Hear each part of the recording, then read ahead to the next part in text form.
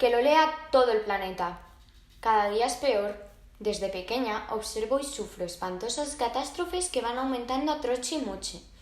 No entiendo lo que está sucediendo, no lo comprendo. Tampoco mi familia ni mis amigos. Pero está claro que nuestro espacio se está reduciendo. Cuando cacé mi primer león marino, qué momento inolvidable. En cambio ahora, menudo bajón.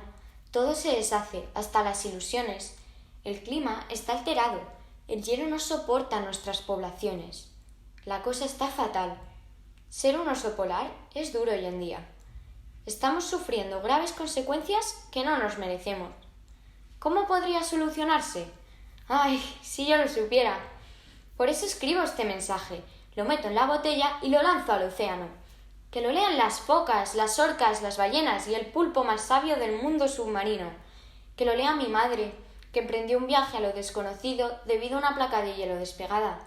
Que lo lean los humanos, que no sigan sordos ante mensajes como este. Que lo lea todo el mundo, hasta los microorganismos. Es nuestra última esperanza. Yo, que ya soy anciana, aún tengo la esperanza de una solución.